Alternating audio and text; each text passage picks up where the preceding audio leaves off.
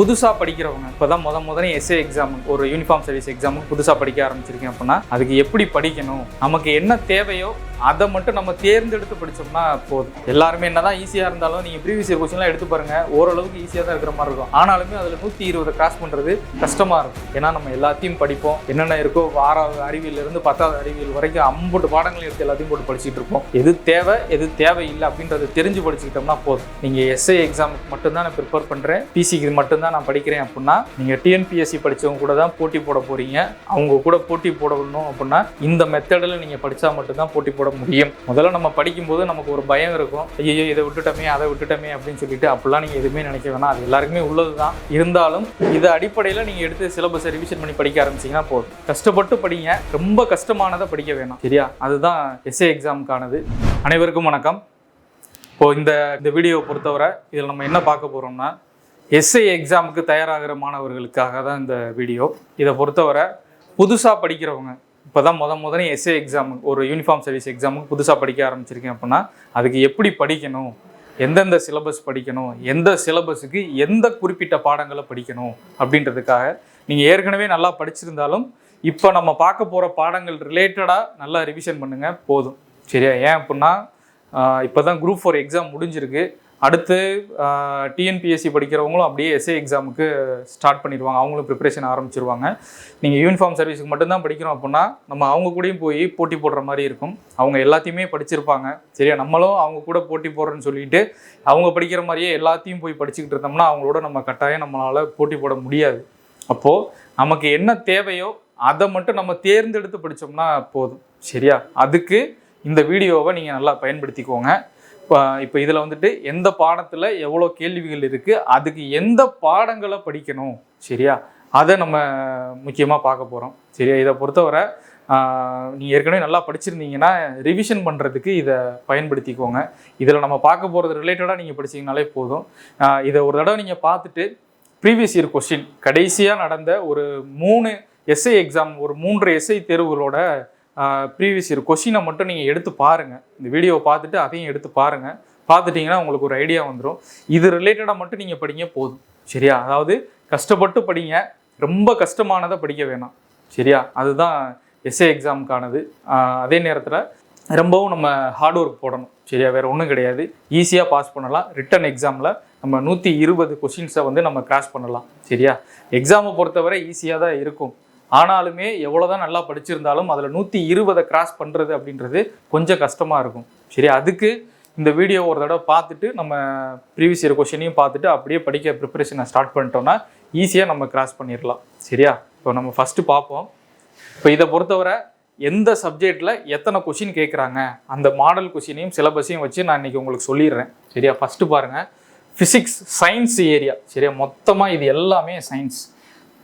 ஜிகேல நமக்கு அதிகமான கேள்விகள் வர்றது சயின்ஸில் தான். மொத்தம் 30 கொஷின்ஸ் வரும். அந்த 30 கொஷின்ஸையும் எத்தனை வருதுன்னு சொல்லிட்டு நான் பிரித்து போட்டிருக்கேன். சரியா?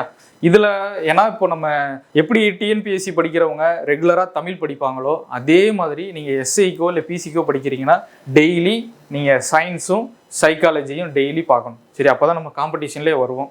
இந்த ஜிகே சோசியல் சயின்ஸ் இது ரெண்டுமே வந்துட்டு எஸ்ஏ எக்ஸாமுக்கு ப்ரிப்பேர் பண்ணுற எல்லாருமே படிச்சிருவாங்க. சரியா?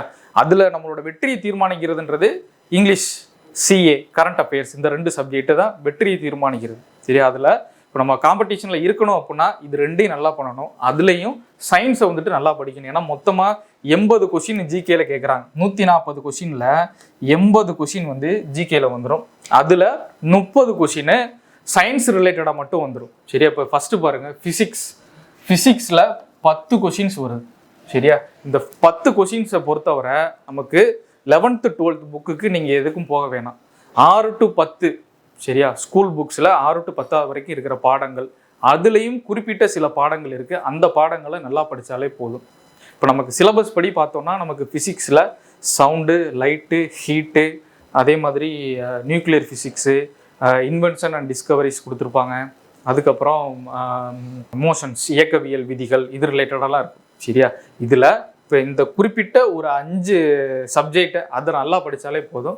6வதுலேருந்து 10வது வரைக்கும் இருக்கிற அதுக்கான பாடங்களை நல்லா எடுத்து அதுலேயும் நம்ம பேசிக்காக பார்த்தோம்னா போதும். சரியா? இப்போது வெப்பவியல், ஒளியியல் இந்த பாடங்களை படிக்கும்போது எக்ஸ்பீரிமெண்டலாக அதில் உள்ளே போகாமல் அடிப்படையான தகவல்கள் சரியா பண்ணலாம். ராலே ஒளிச்சிதறல் அதுக்கு எடுத்துக்காட்டு என்ன, டின்டால் ஒளி விளைவு அதுக்கு என்ன எடுத்துக்காட்டு, இந்த மாதிரி சரி. அதே மாதிரி சவுண்டு அப்படின்னா அலைநீளம் என்ன, ஒளி விலகல் அதுக்கு என்ன எடுத்துக்காட்டு, அதே மாதிரி மாய பிம்பம் எதுக்கு உள்ளது, மெய் பிம்பம் எதுக்கு உள்ளது, குழி ஆடினா அதோட பயன்பாடு என்ன, குவி ஆடினா அதோட பயன்பாடு என்ன, இந்த மாதிரி தகவல்கள் ஸ்டாட்டிக் ஜிகேவா நீங்கள் சயின்ஸ் படிக்கும்போது ஸ்டாட்டிக் ஜிகேவா அடிப்படை தகவல்களை மட்டும் எடுத்து படிச்சிங்கன்னா போதும் சரியா. அப்போ ஃபிசிக்ஸில் நம்ம என்ன படிக்க போகிறோம் அப்படின்னா சவுண்டு ஒளியியல், அடுத்து லைட்டு ஒளியியல் சரியா, அதுக்கப்புறம் வெப்பவியல், அதுக்கடுத்து நியூக்ளியர் ஃபிசிக்ஸ் அணுக்கரு இயற்பியல் சரியா. அதில் உங்களுக்கு நமக்கு நிறையா ஸ்டாட்டிக் பாயிண்ட்டும் அணுக்கரு இயற்பியலில் கவர் ஆகும். அதே மாதிரி நிறையா மெஷர்மெண்ட் அந்த டீட்டெயில்ஸ் அளவுகள் ரிலேட்டடாகவும் இருக்கும்.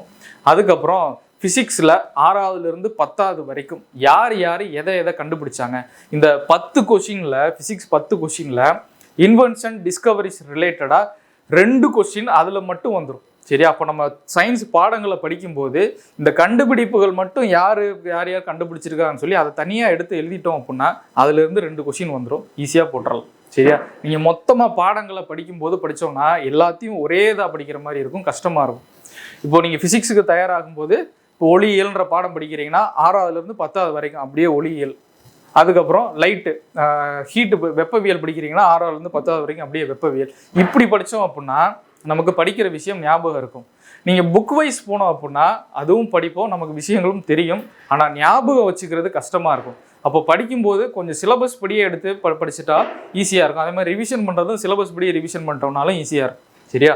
அப்போ ஃபிசிக்ஸை பொறுத்தவரை சவுண்டு, லைட்டு, ஹீட்டு, அணுக்கரு இயற்பியல் நியூக்ளியர் ஃபிசிக்ஸு, அதுக்கப்புறம் இன்வென்ஷன் அண்ட் டிஸ்கவரிஸ், அதுக்கப்புறம் இயக்கவியல் விதிகள், இந்த 5 தலைப்புகளில் இருக்கிற ரொம்ப அடிப்படையான தகவல்களை நல்லா பார்த்து வச்சு மனப்பாடம் பண்ணிக்கிட்டோம்னா போதும், வேறு ஒன்றும் தேவையில்லை சரியா. ரொம்ப கஷ்டமானது, ரொம்ப டீப்பாக உள்ளே போய் எதுவும் படிச்சா வேணாம். சயின்ஸை பொறுத்த வரைக்கும் நீங்கள் எந்த தேர்வுக்கு போனாலும் சரி அடிப்படையான கேள்விகளாக தான் இருக்கும், எக்ஸ்பீரிமெண்டலாக எதுவுமே இருக்காது சரியா. ரைட், அடுத்து பாருங்கள் கெமிஸ்ட்ரியில் 5 கொஸ்டின். கெமிஸ்ட்ரியை பொறுத்தவரையும் அதே மாதிரி தான். கெமிஸ்ட்ரியை நம்ம ஒரு 3 டாபிக்ஸாக பிரிக்கலாம். அதாவது அமிலங்கள், காரங்கள், தனிமங்கள், சேர்மங்கள், அதுக்கப்புறம் நம்ம பீரியாடிக் டேபிள் இருக்குதுல்ல, தனிம வரிசை அட்டவணை, அது ஒரு பார்ட்டாக பிரிச்சுக்கலாம் சரியா. இந்த 3 தலைப்புகளின் கீழே தான் நமக்கு கேள்விகள் வரும். இதை பொறுத்தவரை இதுக்கும் 6 to 10.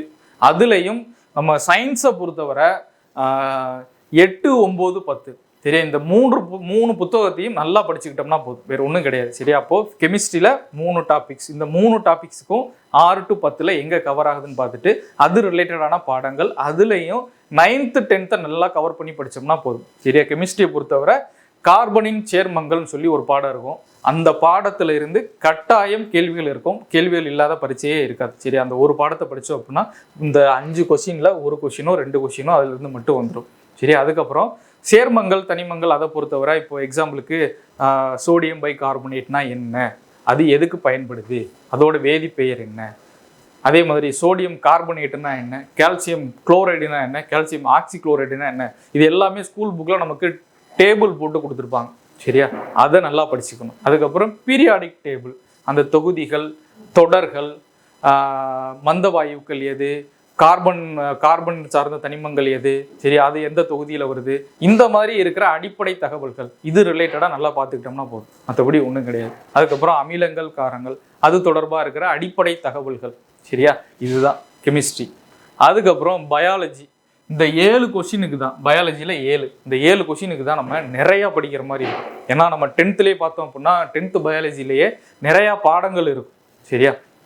அதுலேயும் நம்ம குறிப்பிட்ட சில விஷயங்கள், இப்போ பயாலஜியில் பாட்னியை பொறுத்தவரை நமக்கு தாவர ஹார்மோன்கள் இருக்கும் சரியா. 10th இருக்கும் பாடங்கள் இருக்கும், தாவர ஹார்மோன்கள் அது எதுக்கு பயன்படுது, அதோட சிறப்பியல்புகள் என்ன, இதை மட்டும் பார்த்துக்கிட்டோம்னா போதும். தாவர ஹார்மோன் என்ன, அது தாவரத்தில் எதுக்கு பயன்படுது. அதுக்கப்புறம் பாட்னி ரிலேட்டடாகவே ஒளிச்சேர்க்கை ரிலேட்டடாக சரியா, தாவர ஒளிச்சேர்க்கை அது சம்மந்தமாக, ஃபோட்டோசிந்தசிஸ் சம்மந்தமாக இருக்கிற அடிப்படை தகவல்கள், தாவரவியல் ரிலேட்டடாக இந்த 2 டேட்டாவை நல்லா படித்து வச்சுக்கோங்க. அதுக்கப்புறம் ஜுவாலஜி சரியா, விலங்கியல் தொடர்பாக வந்துட்டு இனப்பெருக்க மண்டலம், இரத்த ஓட்ட மண்டலம், நாளமில்லா சுரப்பி, மரபியல் சரியா, அதுக்கப்புறம் நோய் தடை காப்பு சரியா. இந்த 5 டாபிக் ரிலேட்டடாக ஜுவாலஜியில் நல்லா படித்து வச்சுக்கோங்க. அதே மாதிரி நரம்பு மண்டலம், எலும்பு மண்டலம் இதெல்லாம் நம்ம அதில் இருக்கிற அடிப்படை தகவல்கள். ஆனால் கேள்விகள் வரக்கூடியது முக்கியமாக கட்டாயம் இதிலிருந்து வரலாம் அப்படின்றது இந்த 5 டாபிக்ஸ். சரியா, இதை நல்லா பார்த்துட்டோம்னா நம்ம 10th புக்கில் இருக்குது. அதே மாதிரி அந்த மரபியல்ன்ற பாடம்லாம் நமக்கு ரொம்ப முக்கியம். சரியா, ரைட். அடுத்து பாருங்க, நியூட்ரிஷன், உணவு மற்றும் ஊட்டச்சத்து அப்படின்னு சொல்லுவாங்க. இதை பொறுத்தவரை நமக்கு 9th 10th இது ரெண்டுலேயுமே இருக்கும். அந்த 9th 10th இருக்கிறத மட்டும் ஓரளவுக்கு நல்லா படிச்சுக்கிட்டோம்னா போதும். உணவு மற்றும் ஊட்டச்சத்துனா அந்த விட்டமின்ஸ் ரிலேட்டடாக எந்த விட்டமின் எதுக்கு பயன்படுது, அதோட அறிவியல் பெயர் என்ன, சரியா, எந்த உணவுல என்ன சத்து இருக்கு, இது தொடர்பான அடிப்படை தகவல்கள் தான். சரியா, இப்போ நீங்கள் சயின்ஸை பொறுத்த வரைக்கும் ஜென்ரலாக இப்போ தான் நீங்கள் புதுசாக படிக்கிறீங்க, எனக்கு எந்த ஐடியாவுமே கிடையாது அப்படின்னா கிளாஸை நல்லா கவனிச்சுட்டு சும்மா ஏதாவது ஒரு ஒன்லைனர் புக்கையோ அதை வாங்கி நீங்கள் படிச்சுட்டு மனப்பாடம் பண்ணுற திறமை இருந்து தான் மனப்பாடம் பண்ணிட்டோம்னா போதும். அதுக்கப்புறம் கொஞ்சம் ரிப்பீட்டடாக டெய்லி படித்து ரிவிஷன் பண்ணிகிட்டு இருக்கிறது தான். நீங்கள் ஏற்கனவே நல்லா ஸ்கூல் புக்கை படிச்சிருந்தீங்கன்னா ஸ்கூல் புக்கே நீங்கள் நல்லா ஃபாலோ பண்ணிங்கன்னா போதும். ஏதாவது ஒரு மெட்டீரியல் வாங்கிட்டு கூட அப்படியே ரிவிஷன் பண்ணிக்கலாம். சரியா, ரைட். இப்போ உணவு ஊட்டச்சத்தை பொறுத்தவரை நமக்கு 9th 10th 2 பாடங்கள் கவர் ஆகும். அந்த 2 பாடங்களை நல்லா கவனித்து நல்லா படிச்சுட்டு அதில் இருக்கிற அடிப்படை தகவல்கள் தான். சரியா, அதுக்கப்புறம் என்விரான்மெண்ட், சுற்றுச்சூழல் சம்மந்தமாக இதுக்கும் நமக்கு 9th 10th பாடங்கள் இருக்கும். அதுலேருந்து ஒரு 3 கொஷின்ஸ் வந்துடும். இதுவும் அடிப்படையான கேள்விகள் தான். சரியா, அப்போது இந்த ஃபிசிக்ஸ்லேருந்து என்விரான்மெண்ட் பயாலஜி வரைக்கும் இருக்கிற இந்த 30 வினாக்களுக்கு மொத்தம் 30 கொஷினுக்கு 6 to 10 ஸ்கூல் புக்ஸில் அடிப்படையான தகவல்கள், அதுலேயும் 8, 9, 10 இந்த 3 பாடங்களை நல்லா படிச்சிட்டோம் அப்படின்னா போதும். மற்றபடி ரொம்ப டீப்பாக ரொம்ப கஷ்டப்பட்டு படிக்கிறதுக்கு இதில் ஒன்றும் கிடையாது. சரியா, ஈஸியாக ஸ்கோர் பண்ணலாம்.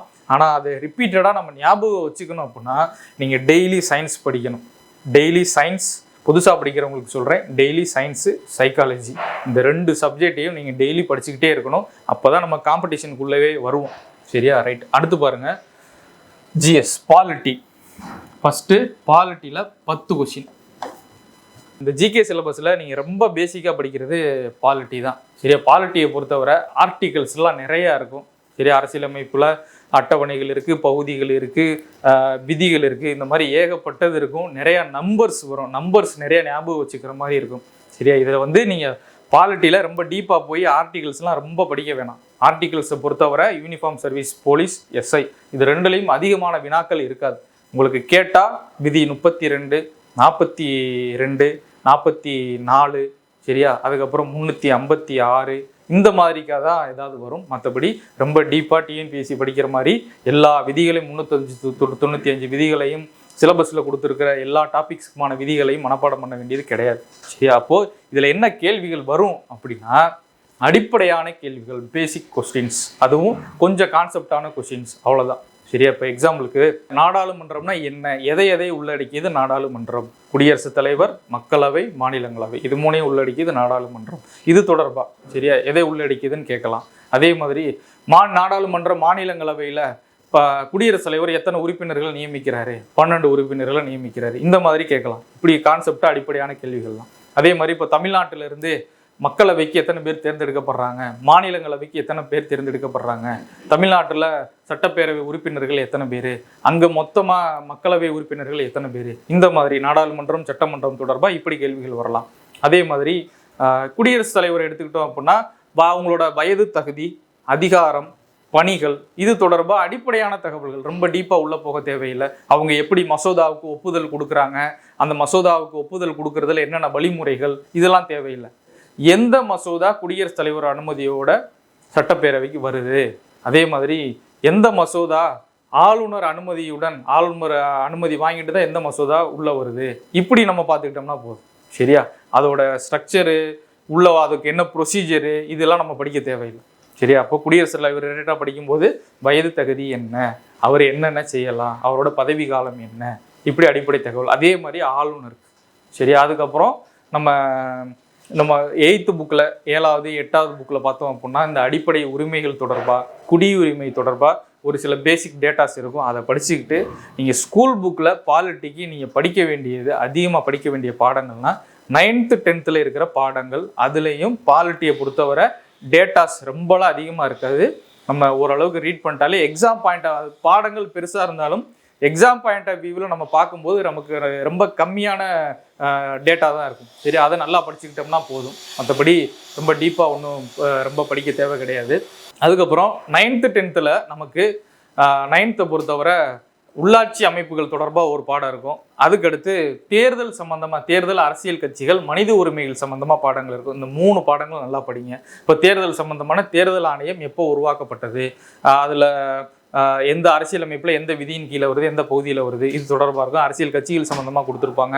அதுக்கடுத்து பார்த்தோம் அப்படின்னா மனித உரிமைகள் சம்மந்தமாக கொடுத்துருப்பாங்க. எப்போ மனித உரிமை ஆணையம் உருவாக்கப்பட்டது, இது ரிலேட்டடாக இருக்கும். அப்போ அந்த 3 பாடங்கள்.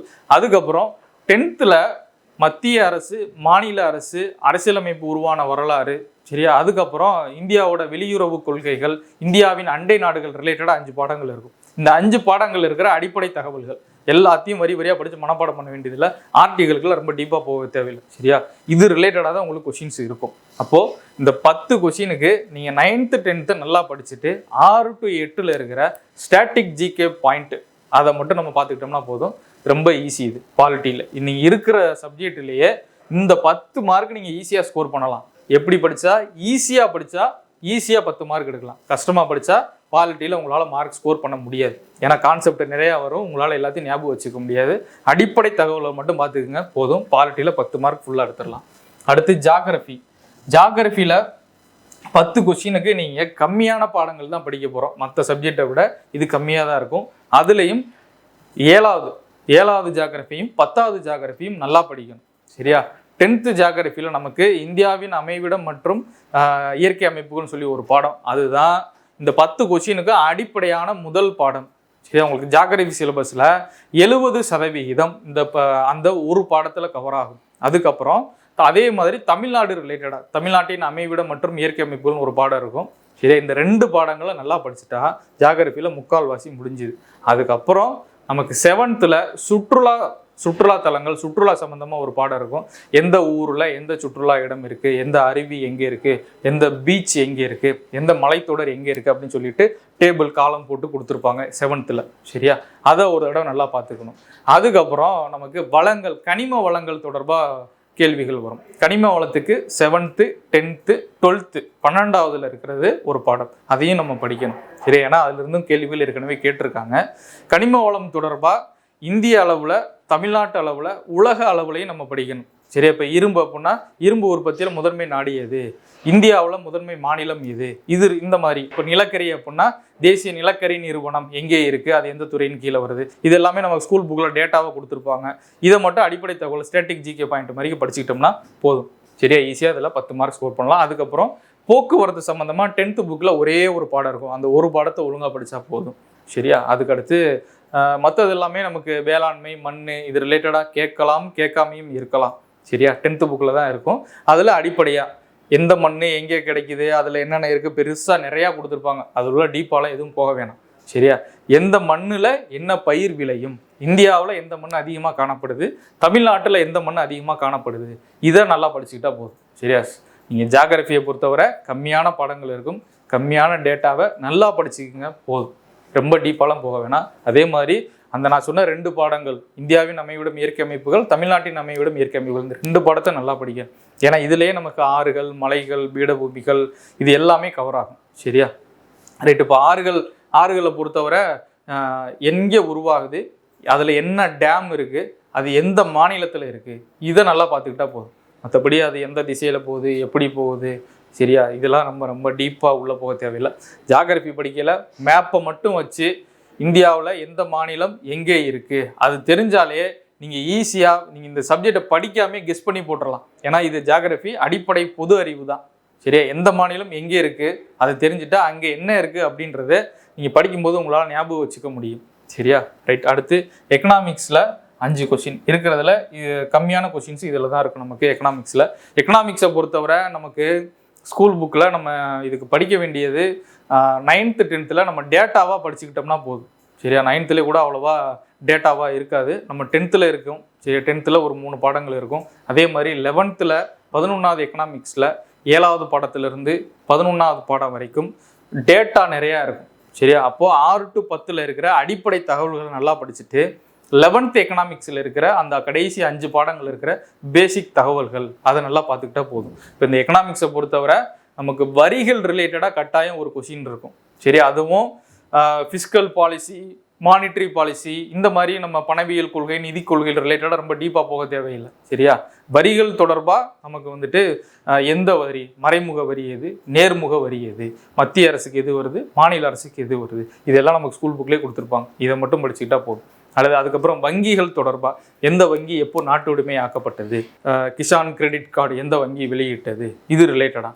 அதுக்கப்புறம் இந்த பசுமை புரட்சிகள் தொடர்பாக, சரியா, எந்த புரட்சிகள் இருக்கும், எந்த பசுமை புரட்சி எப்போ ஆரம்பிக்கப்பட்டது, அதுக்கப்புறம் வெண்மை புரட்சி, சாம்பல் புரட்சி, இந்த மாதிரிலாம் இருக்கும். அது எது கூட தொடர்புடையது, சரியா, இந்த மாதிரி. அதுக்கப்புறம் திட்டங்கள் தொடர்பாக, அதுலேயும் குறிப்பாக 5 ஆண்டு திட்டங்கள், எந்த திட்டம் எந்த காலத்தில் உருவாக்கப்பட்டது, சரி, அதுக்கு முன்னால் என்ன திட்டங்கள் இருந்தது, திட்டங்கள் தொடர்பாக நிறையா நமக்கு டேட்டாஸ் வந்து ஸ்கூல் புக்ஸ்லேயே இருக்கும். அதை பார்த்துக்கிட்டோம்னா போதும். அப்போது எக்கனாமிக்ஸ் ரொம்ப ஈஸியாக படிக்கணும். 5 கொஷின் ஈஸியாக எடுத்துடலாம். சரியா, 9th 10th நல்லா பார்த்துட்டு 11வது எக்கனாமிக்ஸில் இருக்கிற 5 பாடங்கள், சரி, அதுலேயும் புக் பேக்கை நல்லா பார்த்துக்கணும்.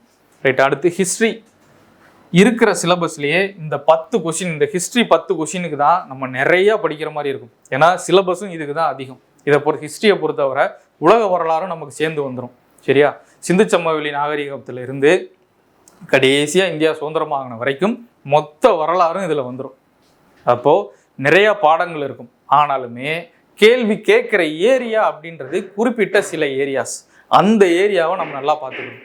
சரியா, அதில் இப்போ ஃபஸ்ட்டு ஹிஸ்ட்ரியை பொறுத்தவரை இண்டஸ் வேலி சிவிலைசேஷன் 6வது 9வது 11வது, சரியா, இந்த 3 புத்தகங்கள் இருக்கிற இந்த சிந்து சமவெளி ரிலேட்டடாக இருக்கிற பாடங்களை அதிலும் பேசிக்காக எப்போ எங்கே என்ன கிடச்சிச்சு, யார் ஹரப்பாவை முதல்ல அகழ்வாராய்ச்சி பண்ணது யார், இந்த மாதிரி பார்த்துக்கிட்டோம்னா போதும். சரியா, அதுக்கப்புறம் வேத காலம், சமணம், பௌத்தம், இது ரிலேட்டடாக இருக்கும். இது தொடர்பாக வந்துட்டு கேட்கலாம், கேள்விகள் வரலாம், வராமையும் இருக்கலாம். சரியா, 6வதுலேயும் 9வதுல 11வதுல கொஞ்சம் இருக்கும். அதில் இருக்கிற அடிப்படை தகவல்கள் மட்டும் படிங்க. ரொம்ப கதையாக டீப்பாக ரொம்ப உள்ளே போயிட வேணாம். ஒரு பேர் கொடுத்துருப்பாங்க, இது என்னென்ன பதவிகள் இருக்கும், பேர் இருக்கும், மன்னருக்கு என்ன பேர் இருந்தது, மத குருமார்களுக்கு என்ன பேர் இருந்தது, கடவுளுக்கு குறிப்பிட்ட கடவுள்கள் இருக்கும். சரியா, இந்திரனை என்னவா வணங்கினாங்க, நெருப்பு கடவுளை என்னவா வணங்கினாங்க, இந்த மாதிரி பேர்கள் இருக்கும். இதை மட்டும் பார்த்துக்குங்க போதும். சரியா, ஏன்னா இதை பொறுத்தவரை கேள்விகள் வரலாம், வராமையும் இருக்கலாம். அதுக்கடுத்து நமக்கு குப்தர்களை பொறுத்தவரை 6வதுலேயும் 11வதுலையும் இருக்கும். சரியா, இது முக்கியமான படம். இதை நம்ம நல்லா படிச்சு தான் ஆகணும். இந்த ஹிஸ்ட்ரியை பொறுத்தவரை வீடியோஸ் போட்டிருப்போம். இந்த மன்னர்கள் இவங்க தொடர்பாக படிக்கும்போது இதை பொறுத்தவரை எந்த வம்சத்தை சேர்ந்தவங்க, அவங்க எந்த மன்னரோட காலத்தில் எந்த நாணயம் பயன்படுத்தப்பட்டது, அவங்க தொடர்பான போர்கள், அவங்களுக்கு இருக்க சிறப்பு பெயர்கள், அவங்களோட அவையில் இருந்த புலவர்கள் யார் யார், இப்படி படிச்சுக்கிட்டோம்னா போதும். குப்தர்கள், சுல்தான்கள், முகலாயர்கள், விஜயநகர பேரரசு, மராத்தியர்கள், இவங்க எல்லாருக்குமே, சேரர், சோழர், பாண்டியர், இந்த மாதிரி அரச வம்சங்கள் தொடர்பாக ஹிஸ்டோரிக்கலாக இருக்கிற எல்லாருக்குமே இந்த ஒரு 7-8 தலைப்புகள் இருக்குது. அது ரிலேட்டடாக டேட்டாவை தனியாக எடுத்து படிச்சுக்கிட்டோம்னா போதும்.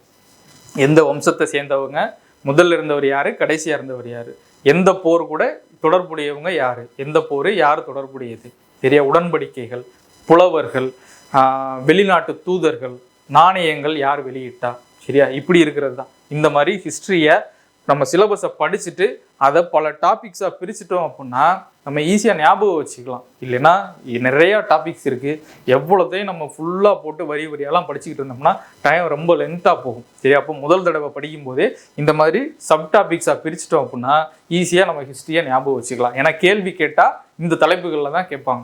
சக்கராதித்யார் என்ற சிறப்பு பெயர் கொண்ட மன்னர் யார், சுல்தானியல் வரலாற்றில் அரேபிய எழுத்து பொறித்த நாணயங்களை வெளியிட்டவர் யாரு, இப்படி தான் கேட்பாங்க. சரியா, இவர் நம்ம இபின் பதுதா எந்த மன்னரோட அவையில் இருந்தார், இப்படி தான் கேள்விகள் வரும். சரியா, அப்போது ரொம்ப டீப்பாக உள்ளே போக தேவையில்லை. நல்லா வரியாக படிச்சுட்டு கதை என்னன்றதை தெரிஞ்சுக்கிட்டு சப் டாபிக்ஸாக பிரித்து ரிவிஷன் பண்ணிட்டோம்னா போதும். ஹிஸ்ட்ரியில் எப்படி கொஸ்டின் கேட்டாலும் நம்ம ஆன்சர் பண்ணிடலாம். சரியா, அடுத்து இந்த தலைப்பு ரொம்ப முக்கியமானது, சிஏ, கரண்ட் அஃபேர்ஸ், அதே மாதிரி ஸ்டாட்டிக் ஜிகே, இது ரெண்டும் சேர்த்து 15 கொஷின். இதுதான் நம்மளோட வெற்றியை தீர்மானிக்கிறது. ஏன்னா இந்த சயின்ஸு, சோசியல், இது எல்லாருமே படிச்சிருவாங்க.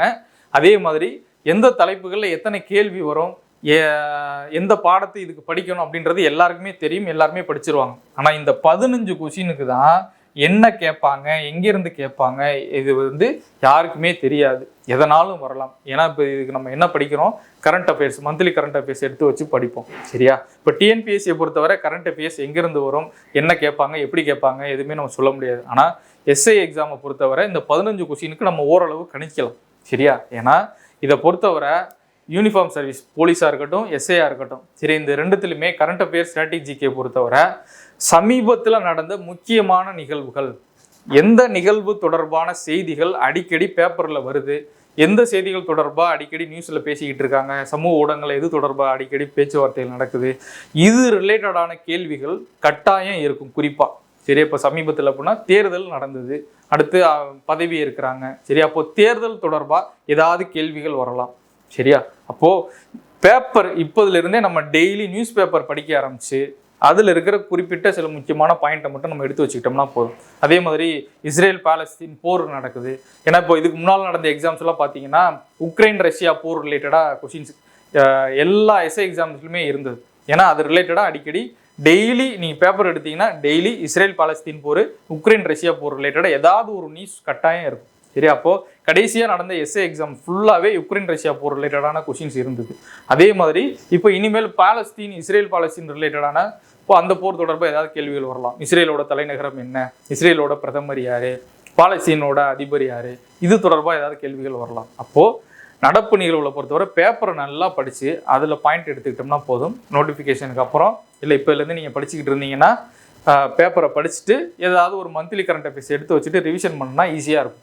ஏன்னா நீங்கள் எதுவுமே பேப்பர் படிக்காமல் என்ன நாட்டில் நம்மளை சுற்றி என்ன நடக்குதுன்னே தெரியாமல் நம்ம மந்த்லி கரண்ட் அஃபேர்ஸ் எடுத்து வச்சு படித்தோம் அப்படின்னா எது தேவை, எது தேவையில்லை, எது முக்கியமானது, இது என்னது அப்படின்றதே தெரியாது.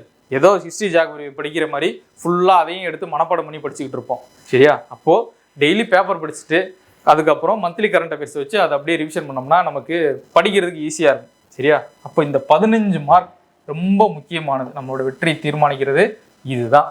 சரியா? அப்போது இது 80 கொஷினுக்கு நம்ம எப்படி படிக்கணும் அப்படின்றது பார்த்துருப்போம். இதில் ஹிஸ்ட்ரியில் தான் நம்ம அதிகமாக படிக்கிற மாதிரி இருக்கும்.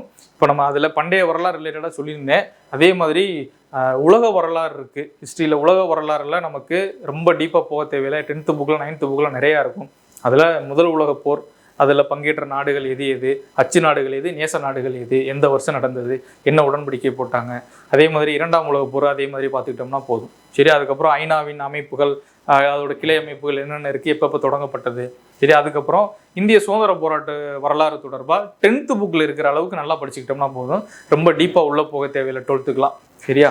ஸோ அதுலேயும் நம்ம தமிழ்நாடு வரலாறு ரிலேட்டடாக நல்லா படிச்சுக்கிட்டா போதும். 10th புக்கில் நமக்கு ஒரே ஒரு பாடம் இருக்கும். அதே மாதிரி உலக அளவில் இந்திய அளவில் இருக்கிறதுக்கு 10th புக்கில் 2 பாடங்கள் இருக்குது. அந்த 2 பாடங்கள் இருக்கிற அடிப்படை தகவல்கள் நல்லா படிச்சுட்டு 8வதுலேயும் 10வதுலேயும் இருக்கிற விவசாயிகள் பழங்குடியினர் கிளர்ச்சி, அதே மாதிரி மக்கள் புரட்சின்னு சொல்லி 2 பாடங்கள் இருக்கும். இந்த 2 பாடங்கள் நல்லா படிச்சுக்கிட்டா போதும் ஐஎன்எம்க்கு. ஏன்னா அதை பொறுத்தவரை ஒரு கேள்வி 2 கேள்வி இல்லை 1 2 வரலாம் இந்த 10 கொஷினில். சரியா? மற்றதெல்லாம் ஹிஸ்ட்ரி ரிலேட்டடாக வரும்.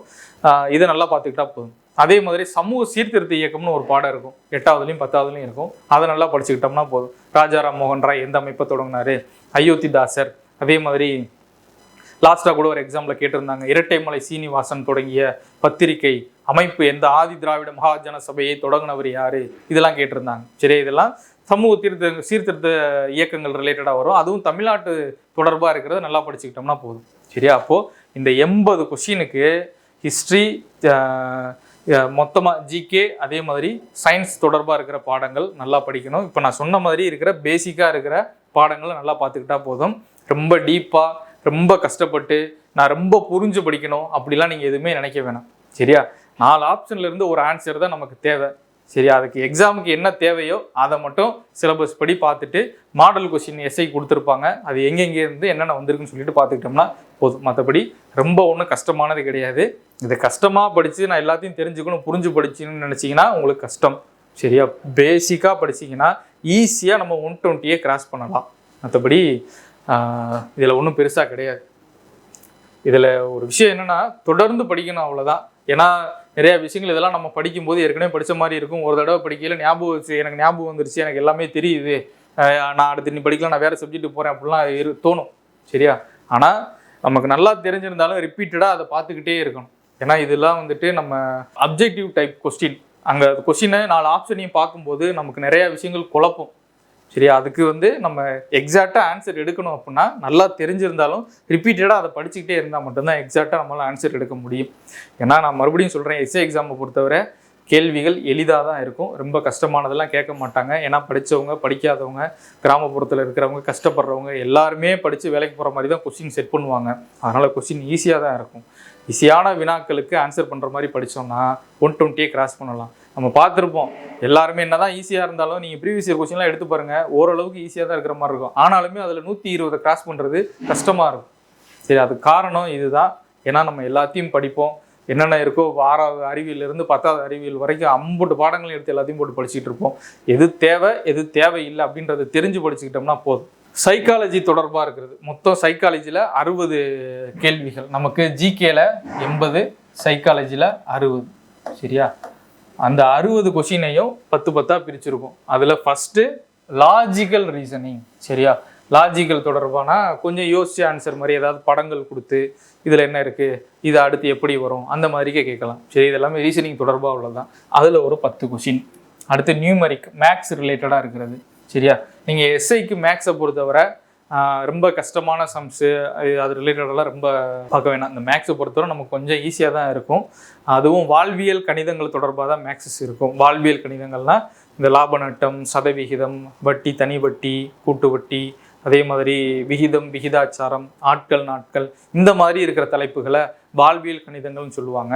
இதில் வந்து நமக்கு ஆப்ஷன்லேருந்தே நம்ம ஆன்சருக்கு போகிற மாதிரி இருக்கும். கொஞ்சம் ப்ராக்டிஸ் பண்ணிக்கிட்டோம்னா மட்டும் போதும். சரி, அதுக்கப்புறம் இந்த அளவியல் தொடர்பாக 10வது புக்கில் இருக்கிற ஃபார்முலாஸ் கொஞ்சம் படித்து வச்சுக்கிட்டோம்னா போதும். சரியா, மற்றபடி இந்த 10 மார்க்கு நீங்கள் கொஞ்சம் ஓரளவுக்கு ப்ராக்டிஸ் பண்ணிட்டீங்கன்னா ஈஸி தான். சரியா, ரொம்ப கஷ்டப்பட தேவையில்லை. அடுத்து மென்டல் அபிலிட்டி, நார்மலாக கேட்குற சைக்காலஜி கொஷின்ஸ் எல்லாம் இதில் வந்துடும். சரி, அதுக்கப்புறம் இன்ஃபர்மேஷன் ஹேண்ட்லிங், இதை பொறுத்தவரை நமக்கு கிராஃப் கொடுத்து கொஷின்ஸ். சரியா, டயக்ராம் ஏதாவது படங்கள் கொடுத்து அந்த படங்கள் தொடர்பான வினாக்கள் வரும். அதில் ஒரு 10 கொஷின், அதான் இன்ஃபர்மேஷன் ஹேண்ட்லிங். சரியா, தகவல்களை கையாளுதல் அப்படின்றது. அதுக்கப்புறம் தமிழ் ரிலேட்டடாக 10 கொஷின் சைக்காலஜியில் வர்றது. இந்த 10 கொஷினுமே நமக்கு கம்யூனிகேஷன் தொடர்பாக தான் இருக்கும். இந்த தமிழில் சைக்காலஜியில் வர 10 கேள்விகளுக்கும் ரொம்ப கஷ்டமாக இருக்காது. இது நீங்கள் படிக்காமல் போனாலே ஆன்சர் பண்ணுற மாதிரி தான் இருக்கும். சந்திப்பிழையை நீக்கி எழுதுக, மரபு பிழையை நீக்குக, பிரித்தெழுதுக, சேர்த்தெழுதுக, அறிஞ்சொர் பொருள், இப்படி கேள்விகள் தான் இந்த 10 கொஷினில் இருக்கும். சரி, அதுக்கு ஓரளவுக்கு நம்ம 6 to உங்களுக்கு ஏதாவது எதுவுமே தெரியல, நான் படிக்கணும் எல்லாமே படிச்சுட்டே இருந்தாலும் தமிழுக்கு ஒரு கூட படிச்சுக்கிறேன் அப்படின்னா 6வதுலேருந்து 10வது வரைக்கும் இருக்கிற தமிழ் புக்கில் இருக்கிற இந்த மாதிரி அந்த மொழித்திறன் பயிற்சியில் இருக்கிறத கொஞ்சம் பார்த்து வச்சுக்கிட்டிங்கன்னா போதும். மற்றபடி ஒன்றும் கஷ்டம் கிடையாது. அதுக்கப்புறம் இங்கிலீஷில் 10 கொஷின். சரியா, இதுதான் எல்லாருக்கும் சிக்கலான ஒரு ஏரியா. எல்லாரோட வெற்றியை தீர்மானிக்கிறதும் இந்த 10 கொஷின் தான். என்னதான் ஜிகேல தலைகீழாக புரட்டி போட்டு படிச்சிருந்தாலும் இந்த 10 கொஷினில் போய் எல்லாரும் விட்டுறாங்க. நீங்கள் நல்லா படிக்கிறவங்களால 120க்கு மேலே கிராஸ் பண்ண முடியலன்னா அதுக்கு காரணம் இங்கிலீஷ் தான் இருக்கும். சரியா, அப்போ நீங்கள் எஸ்ஏ எக்ஸாமுக்கு ப்ரிப்பேர் பண்ணுறான் அப்படின்னு சொல்லி முடிவு பண்ணிட்டீங்கன்னா ஃபஸ்ட்டு நீங்கள் டெய்லி இங்கிலீஷ் ப்ரிப்பரேஷனை நீங்கள் ஸ்டார்ட் பண்ணிடுங்க. டெய்லி ஏதாவது ஒரு டாபிக்ஸ் எடுத்து இது வந்தால் என்ன போடணும் அப்படின்றத தெரிஞ்சுக்கங்க. ஏன்னா இதுக்கு நீங்கள் இங்கிலீஷை பொறுத்தவரை இன்றைக்கி ஆன்லைன்லேயே ஏகப்பட்ட சோர்ஸஸ் இருக்குது. அதுபோக அகாடமிலையும் கிளாஸஸ் எடுத்துக்கிட்டு இருக்காங்க, நிறையா டெஸ்ட்டு கொடுத்துக்கிட்டு இருக்காங்க, ஏகப்பட்ட சோர்ஸ் இருக்கா இங்கிலீஷ். சரியா, நீங்கள் இது எல்லாத்தையுமே நீங்கள் பயன்படுத்திக்கலாம். ஆன்லைன் சோர்ஸே நிறையா இருக்குது. சரியா, இது இங்கிலீஷை பொறுத்தவரை உங்களுக்கு எதுவுமே தெரியல, எதுவும் படிச்சுக்க முடியலன்னா என்ன கேட்டால் என்ன போடணும், ஆர்டிகல்ஸ் என்ன பயன்படுத்தணும், டிட்டு எங்கே போடணும், டோன்ட் எங்கே போடணும், டூ எங்கே போடணும், சரியா, த எங்கே போடணும், ஆன் எங்கே போடணும், இந்த மாதிரி அடிப்படையாக நீங்கள் புரிஞ்சு படிக்கலைன்னா என்ன வந்தால் என்ன போடணுன்ற மாதிரி ஷார்ட்கட்டாக ஏதாவது தெரிஞ்சு வச்சுக்கோங்க. ஸ்கூல் புக்ஸில் நமக்கு 8th, 9th, 10th English medium புக்கில், இங்கிலீஷ் லாங்குவேஜ் புக்கில் கொஞ்சம் டேட்டாஸ் இருக்கும். அப்படி இல்லைன்னா ஏதாவது, ஏன்னா இதை பொறுத்தவரை எதுனாலும் கேட்கலாம். ஏன்னா கிராமர் தான் நமக்கு வரப்போகிறது, அது எங்கேருந்து எப்படினாலும் வரலாம். அடிப்படை என்னன்றதை தெரிஞ்சுக்கிட்டோம்னா போதும், மேக்ஸ் மாதிரி தான். சரியா, அப்போ இங்கிலீஷை வந்துட்டு நீங்கள் டெய்லி படிக்க ஆரம்பிச்சிருங்க. நான் இங்கிலீஷில் ரொம்ப வீக்கு, நான் மற்ற எல்லா பாடங்களுமே நான் நல்லா படிச்சுட்டேன், இங்கிலீஷ் தான் எனக்கு போகுது அப்படின்னா டெய்லி இங்கிலீஷை வந்துட்டு ஏதாவது ப்ராக்டிஸ் பண்ணிக்கிட்டே இருக்கணும். மற்றபடி ஒன்றும் கிடையாது. சரியா, அப்போது இதில் ஒரு 60 கொஷின், மொத்தம் 140 கொஷின்ஸ். இந்த 140க்கு 120 கிராஸ் பண்ணணும் அப்படின்னா இப்போ நான் சொன்ன மாதிரி தேவையானதை படிக்கணும். படித்தா மட்டும்தான் உங்களால் 120 கிராஸ் பண்ண முடியும். இல்லைன்னா கொஸ்டின் ஈஸியாக தான் இருக்கும். ஈஸியாக இருந்தாலுமே நம்ம கொஞ்சம் அங்கே தடுமாற மாதிரி இருக்கும். ஏன்னா எல்லாத்தையும் படிச்சிருப்போம். அதே மாதிரி நீங்கள் எஸ்ஐ எக்ஸாமுக்கு மட்டும்தான் நான் ப்ரிப்பேர் பண்ணுறேன், பிசிக்கு இது மட்டும்தான் நான் படிக்கிறேன் அப்படின்னா நீங்கள் டிஎன்பிஎஸ்சி படித்தவங்க கூட தான் போட்டி போட போகிறீங்க. அவங்க கூட போட்டி போடணும் அப்படின்னா இந்த மெத்தடில் நீங்கள் படித்தா மட்டும்தான் போட்டி போட முடியும். சரி, அவங்க படிக்கிற மாதிரி அவங்க கூட ஃபாலோ பண்ணிங்கன்னா அவங்க கூட நம்மளால் போட்டி போடுறது கொஞ்சம் கஷ்டம்தான். சரி, ஏன்னா கட் ஆஃப் ஏறிடும். அதனால் பேசிக்காக இப்போ நம்ம எப்படி பார்த்தோமோ இந்த அடிப்படையில் பாடங்களை எடுத்து நீங்கள் ஸ்கூல் புக்கை படித்தாலும் சரி, இல்லை மெட்டீரியல் எடுத்து ஃபாலோ பண்ணாலும் சரி, சரியா, நல்லா படிச்சிட்டோம்னா போதும். வேறு ஒன்றுமே கிடையாது. இதுபடி படிச்சுட்டு டெஸ்ட்டு ப்ராக்டிஸ் ரெகுலராக போட்டுட்டு கொஞ்சம் ஹார்ட் ஒர்க் பண்ணோம்னா போதும். ஈஸியாக ரிட்டன் எக்ஸாம் எஸ்ஐயில் நம்ம பாஸ் பண்ணலாம். சரியா, இப்போ நீங்கள் ப்ரிப்பரேஷனை ஸ்டார்ட் பண்ணுறீங்க அப்படின்னா இந்த வீடியோ ஒரு தடவை பார்த்துட்டு இதுக்கேற்ற மாதிரி படிங்க. ஏற்கனவே படிச்சிருந்தீங்கன்னா ரிவிஷன் பண்ணுறது இதுக்கேற்ற மாதிரி ரிவிஷன் பண்ணிக்கோங்க. முதல்ல நம்ம படிக்கும்போது நமக்கு ஒரு பயம் இருக்கும், ஐயோ இதை விட்டுட்டோமே அதை விட்டுட்டோமே அப்படின்னு சொல்லிட்டு. அப்படிலாம் நீங்கள் எதுவுமே நினைக்க வேணாம். அது எல்லாருக்குமே உள்ளது தான். இருந்தாலும் அதை கொஞ்சம் விட்டுட்டு இதை அடிப்படையில் நீங்கள் எடுத்து சிலபஸை ரிவிஷன் பண்ணி படிக்க ஆரம்பிச்சிங்கன்னா போதும். சரியா, மற்றபடி ஒன்றும் கிடையாது. எல்லாருமே நல்லா படிங்க. நன்றி, வணக்கம்.